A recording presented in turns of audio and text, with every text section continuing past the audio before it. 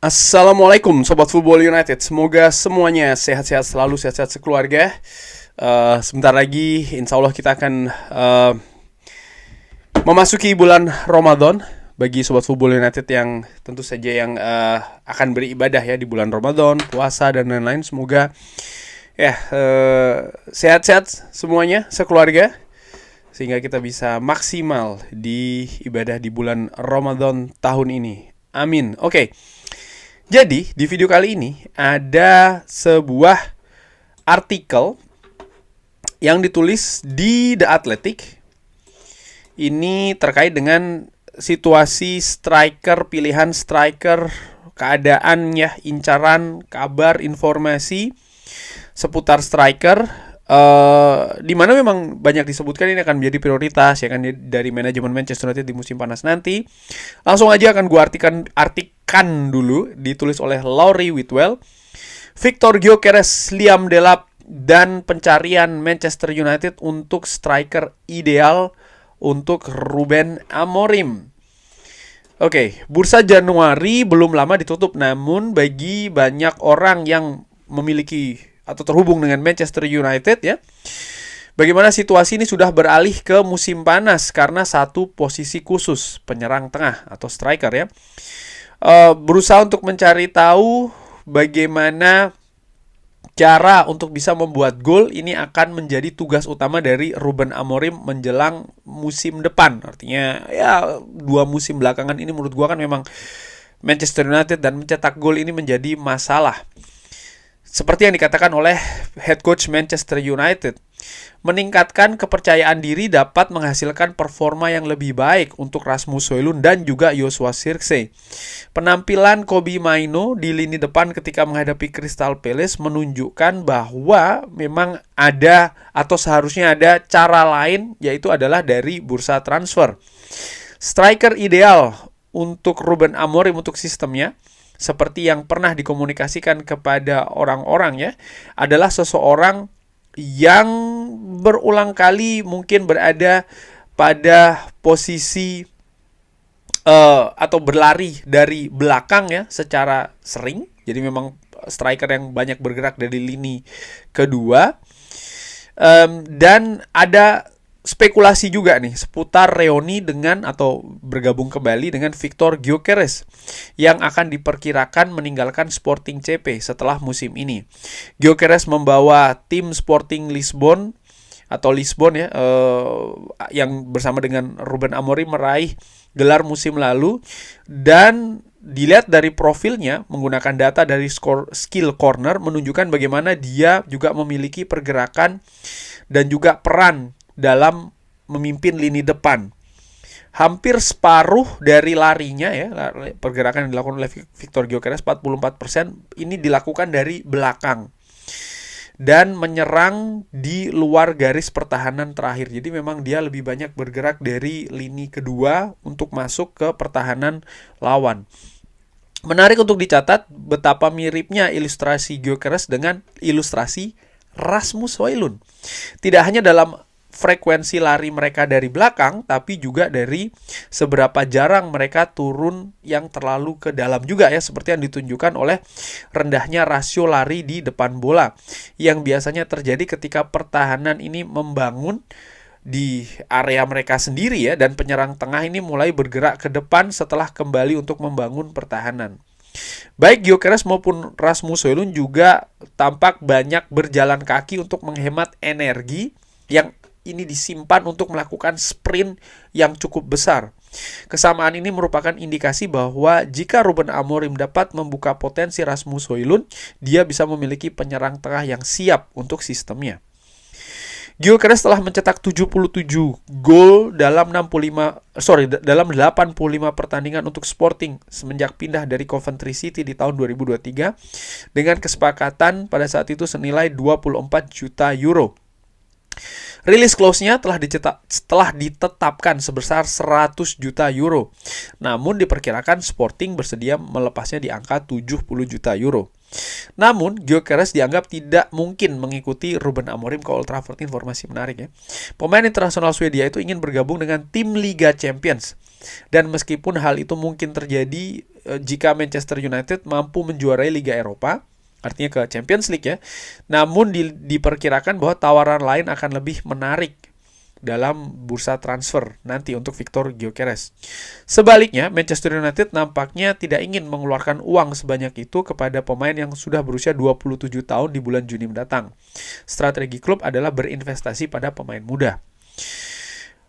Pemain lain yang akan disinggung ya di artikel selanjutnya, di paragraf selanjutnya. Pada usia 21 tahun, Benjamin Sesko cocok dengan profil tersebut dan Manchester United secara konsisten memantaunya sejak memiliki kesepakatan untuk mengontraknya dari klub Slovenia Domžale seharga 2 juta euro di tahun 2018.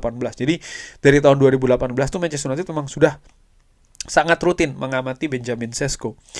Manchester United mengadakan pembicaraan mengenai Sesko pada musim panas Erik ten Hag di tahun 2022, tapi dia tidak merasa siap untuk mengambil alih peran tersebut di Old Trafford dan mereka mencobanya lagi tahun lalu, namun dia menandatangani kontrak di Red Bull Leipzig. Oh, jadi sudah pernah nih didekati ya di era Erik ten Hag di tahun 2022, tapi sang pemain menolak, kurang lebih seperti itu ya, untuk ke Manchester United dan dicoba lagi, dan terakhir ya dia lebih memilih untuk ke Red Bull Leipzig, artinya memperpanjang kontrak di sana. Gaya permainannya tampak cocok dengan Amorim. Sesko berlari dari belakang sebanyak yang ia lakukan dalam menguasai bola, masing-masing 27%. Dia lebih sering melakukan pergerakan yang lebih pendek ya, kurang lebih seperti itu. Dia lebih sedikit dibanding dengan yang dilakukan oleh Victor Gyökeres, artinya lari dari belakang, presentasi pergerakannya ya. Antisipasi dari biaya Sesko dan juga minat dari Arsenal akan menjadi faktor yang rumit bagi Manchester United yang sedang dalam proses melakukan lebih banyak pengurangan staf di klub yang berpotensi mencapai 200 orang untuk kedepannya. Gue sudah pernah bahas di video lain. Departemen sepak bola dari Manchester United diperkirakan akan terkena dampaknya, sebuah area yang enggan dilakukan oleh mantan direktur olahraga Dan Ashworth. Yang membawanya dalam perselisihan dengan salah satu pemiliknya, Sir Jim Ratcliffe. Oke, jadi disebutkan oleh The Athletic. Nah, seperti ini nih ya. Jadi ada informasi-informasi yang menarik ini dari setiap artikel dari The Athletic ya, karena memang sumbernya sangat bagus banget. Ternyata Department of Football ini akan terkena juga pengurangan staff. Dan ini yang yang ditolak oleh Sporting Director Dan Ashworth, dan ini ternyata yang membawa ke situasi ujung-ujungnya ya. Dan Ashworth dikeluarkan dari Manchester United. Oke. Manchester United memang memiliki lebih banyak fleksibilitas dalam peraturan keuangan karena mengurangi kerugian sebesar 115 juta pounds dari tahun 2021-2022 dalam siklus 3 tahun ke depan. Namun mereka menyatakan dalam catatan bahwa mereka dalam bahaya karena gagal mematuhi aturan PSR karena terus-menerus berada dalam zona merah.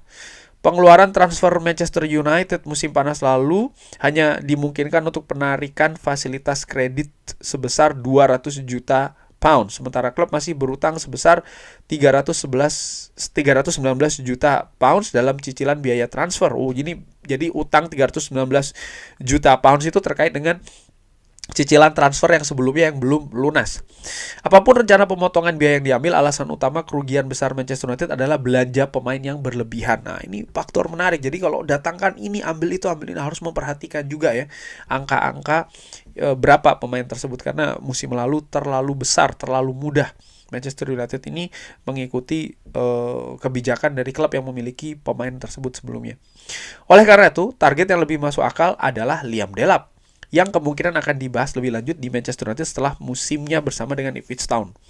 Berusia 22 tahun, ia telah mencetak 9 gol dan membuat 2 assist dalam 23 pertandingan Premier League. Sering sekali menunjukkan tipe permainan agresif dan kehadiran yang diinginkan Amorim sebagai striker atau penyerang tengah.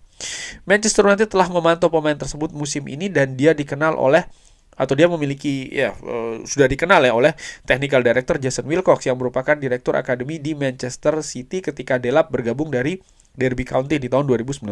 Oke. Jadi Jason Wilcox sudah mengetahui ya pemain ini.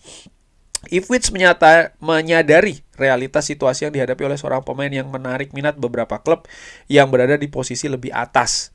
Namun mereka akan meminta bayaran yang signifikan untuknya jika dia bisa bertahan ya di Premier League, jumlah uang yang mungkin sulit dijangkau oleh Manchester United. Kesimpulannya dari paragraf ini adalah kalau Ipswich tidak degradasi, maka harga dari Liam Delap ini bisa membengkak. Tapi kalau Ipswich degradasi, mungkin situasinya akan berbeda ya.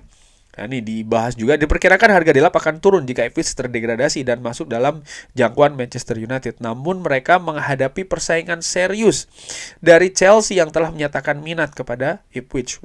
Ya betul nih, harga juga bisa berkembang sesuai dengan minat dari klub-klub lain. Dapat diketahui bahwa City memasukkan klausul pembelian kembali sebesar 40 juta pounds dalam kesepakatan untuk membawa Liam Delap ya. Manchester City juga punya kebijakan pembelian kembali. Sehingga ini bisa menjadi faktor atau hal yang harus diantisipasi oleh Manchester United dalam pengejaran terhadap pemain tersebut. Data mengenai gaya permainan Delap menunjukkan sebagian besar larinya atau sepertiganya dilakukan di depan bola. Namun dia juga berlari dari belakang seperempatnya. Ada peringatan terhadap angka-angka ini terkait dengan pendekatan, bentuk, dan juga kualitas tim. Bermain di tim dengan penguasaan bola yang lebih banyak, dia mungkin bisa lebih sering melakukan pergerakan ya untuk mengejar bola. Ini yang disebutkan. Jadi ada ya menurut gua situasi yang berbeda ya, bagaimana karakter permainannya. Dan walaupun demikian, faktor bahwa yang diinginkan oleh Ruben Amorim menurut The Athletic adalah penyerang yang bergerak dari lini kedua, itu juga sering dilakukan oleh Liam Delap. Intinya seperti itu. Pemain lain nih, Manchester United juga memantau Bryan Mbeumo. Yang terakhir adalah untuk pertandingan Brentford menghadapi Tottenham Hotspur pada 2 Februari. Namun Mbeumo 25 tahun ya, sedang menjalani musim yang paling produktif dalam karirnya, mencetak 14 gol dalam 24 pertandingan Liga Premier. Dan kontraknya tersisa 1 tahun pada bulan Juni, meskipun Brentford memiliki opsi untuk memperpanjangnya hingga 2027. Dirasa dengan 2 tahun tersisa dalam kontraknya, Brentford akan mencari pemain baru, dan mungkin ketika menjual Bryan Mbeumo, ini akan merupakan rekor juga penjualan. Artinya Brentford akan menjual dengan angka yang tinggi. Namun, sebagian besar menit bermain Mbeumo terjadi di sayap kanan, dengan penyerang tengah tampil sebagai starter 5 kali. Jadi Mbeumo ini lebih banyak bermain sebagai penyerang kanan dibanding penyerang tengah. Dia telah mencetak 4 gol diantaranya melawan Tottenham, West Ham, Arsenal, dan juga Chelsea. Namun biasanya bermain bersama rekan penyerangnya daripada bermain dengan sendirian. Pemain lain lagi nih, Harry Kane mulai dijual pada 2023 dan menduduki peringkat sebagai rekrutan striker pilihan pertama Erik ten Hag. Namun Manchester United tidak pernah melakukan pembicaraan dengan Tottenham dan akhirnya ya Bayern Munchen mampu meraih kesepakatan senilai 100 juta euro. Jadi Erik ten Hag seperti diberitakan sebelumnya memang sangat menginginkan Harry Kane, namun anehnya manajemen Manchester United justru tidak bergerak sama sekali ya. Termasuk dalam perjanjian itu adalah mekanisme klausul pelepasan yang memungkinkan Harry Kane pergi dengan nilai yang ditetapkan menurun seiring waktu berjalan ya. Pembelian tersebut diyakini dapat dilakukan pada jendela musim panas atau musim dingin, dan ini membuat peluang bagi Manchester United mendapatkan jaminan gol jika pemain tersebut bersedia untuk pindah. Namun, ini di paragraf selanjutnya, Harry Kane saat ini sangat senang dan dengan situasi di Jerman, di mana dia telah mencetak 73 gol dan mencatatkan 22 assist dalam 74 pertandingan di semua kompetisi. Fantastis ya. Dia berpeluang memenangkan Bundesliga dan kembali mencatatkan rekor bagus di Liga Champions setelah mencapai semifinal musim lalu.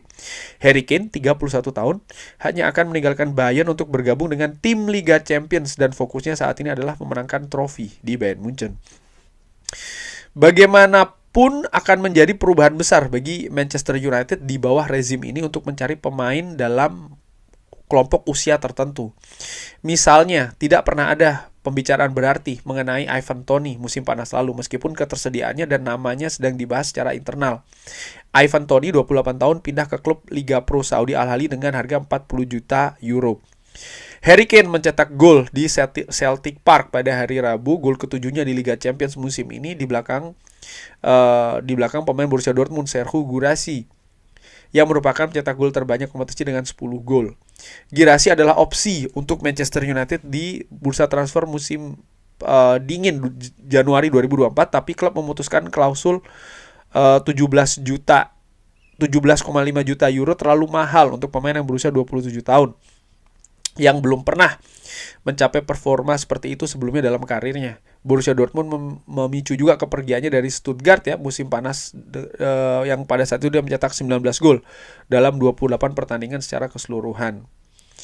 Oke, dibahas juga peminjaman Evan Ferguson juga ya dari Brighton ke West Ham adalah sebuah kasus di mana pemain berusia 20 tahun mencari lingkungan untuk menghidupkan kembali bakat utamanya, pemain yang diikuti Manchester United, dan dia tidak muncul pada pembicaraan Januari ini. Mengingat posisi keuangan Manchester United, mungkin ada godaan untuk melihat ke pemain-pemain gratisan dengan Dominic Calvert-Lewin 27 tahun dan juga Jamie Vardy 38 tahun.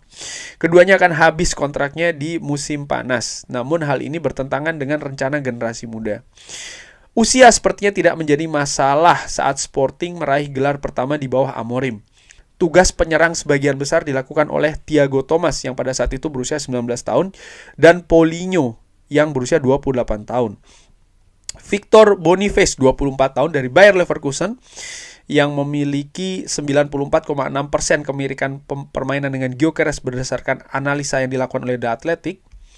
Victor Osimhen 26 tahun yang dipinjamkan Galatasaray dari Napoli memiliki kemiripan 86,7%, dan pemain Juventus Dusan Vlahovic 25 tahun. Semuanya bisa saja pindah musim panas ini. Namun perkiraan biaya dan gaji nampaknya tidak memiliki korelasi dengan kemampuan keuangan Manchester United. Jadi, Ruben Amorim mungkin perlu bekerja dengan apa yang dia miliki dan dia berharap pramusim memberikan waktu untuk membangun koneksi di lapangan dan juga ikatan pribadi yang diperlukan. Joshua Zirkzee sebenarnya bukan tipe penyerang tengah yang seperti dia katakan dan ditunjukkan dalam grafik skill cornernya yang mengilustrasikan bahwa dia hanya mencatatkan 14% pergerakan dari belakang. Jadi Zirkzee ini dinilai tidak begitu sesuai sebenarnya dengan apa yang diinginkan oleh Ruben Amorim saat ini. Højlund memang memiliki atribut itu, tapi dia mungkin saja bisa lebih pesimis ya saat melakukan lari berulang-ulang ketika umpan gagal mencapainya. Jadi ketika dia melakukan pergerakan tapi umpan tidak diberikan ke Rasmus Højlund, ya ini juga merupakan hal yang percuma ya. Joshua Zirkzee menawarkan alternatif tergantung pada lawannya dan terkadang menghubungkan permainan dengan baik. Di akademi ada Chido Obi, adalah striker klasik dan menonjol di level tim muda. Dia mencetak hat-trick di FA Youth Cup 5-1 menghadapi Chelsea pada hari Rabu untuk menjadikan dia mencetak 12 gol dalam 12 pertandingan setelah direkrut dari Arsenal. Dia telah berlatih dengan tim utama dalam beberapa kesempatan di bawah asuhan Ruben Amorim, biasanya selama hari-hari recovery. Namun dia masih berusia 17 tahun dan dianggap memiliki area permainan yang masih perlu ditingkatkan sebelum bergabung dengan skuad senior secara lebih teratur. Jadi memang kesimpulannya memang situasi merekrut pemain penyerang di musim panas nanti untuk Manchester United ini ada banyak situasi tantangannya menurut gue. Tapi di sisi lain, situasi opsi pun juga demikian. Termasuk misalnya tidak merekrut sama sekali, menurut gue itu juga merupakan salah satu opsi dilihat dari sisi finansial. Tapi nampaknya Ruben Amorim ataupun juga manajemen Manchester United harus dalam tanda kutip ya berkompromi dengan kebijakan. Maksud gue begini, ketika Manchester United terlalu kaku menginginkan pemain yang berusia muda, yang memiliki potensi tinggi, ya situasinya mungkin tidak ideal karena tadi Liam Delap pun juga nggak begitu tidak begitu sesuai banget gitu ya dengan profil yang diinginkan oleh Ruben Amorim melihat pemain-pemain yang dibandingkan lain. Menarik juga di artikel ini bahwa tadi menyebutkan ya pemain-pemain yang memiliki tipe permainan yang hampir sama dengan Gyökeres yang sukses bersama dengan Ruben Amorim di Sporting. Ada Victor Boniface, ada juga Victor Osimhen dan Dusan Vlahovic. Tapi harga ini juga menurut gue akan menjadi tantangan sehingga ada banyak kombinasi permasalahannya dan juga tantangan untuk mendatangkan striker. Tapi kesimpulannya kalau yang gua dapat dari artikel ini bahwa kemungkinan Manchester United hanya memanfaatkan pemain yang saat ini ada, sepertinya peluang itu tidak besar gitu. Artinya kecil Manchester United tidak mendatangkan penyerang baru. Itu yang ingin gue sampaikan dari apa yang ditulis di artikel ini. Nah, berapa striker, bagaimana striker, siapa, dan lain-lain, semuanya masih sangat terbuka kemungkinannya. Tapi menurut gue secara ringan amatir, setidaknya akan ada satu striker yang akan didatangkan di bursa transfer musim panas nanti. Dan bisa jadi nama-namanya adalah, siapa yang didatangkan, mungkin ya di antara nama-nama yang tadi sudah disebutkan. Ini juga tergantung bagaimana, terutama ya, situasi keuangan dari Manchester United. Dan ini juga tidak mudah sehingga manajemen nampaknya memang mempersiapkan banget hal ini ya, situasi finansial tersebut bahkan dari musim dingin, dengan ya mereka dalam tanda kutip merelakan tidak mendatangkan sama sekali. Mereka menyiapkan amunisi untuk melakukan sesuatu pergerakan nih di bursa transfer musim panas. Tapi bagaimana Sobat Football United? Dari nama-nama tadi yang dibahas di artikel ini, siapa yang kira-kira cocok? Silakan drop di kolom komen beserta dengan alasannya. Jangan lupa like, share, dan juga subscribe. Wassalamualaikum warahmatullahi wabarakatuh. Thank you.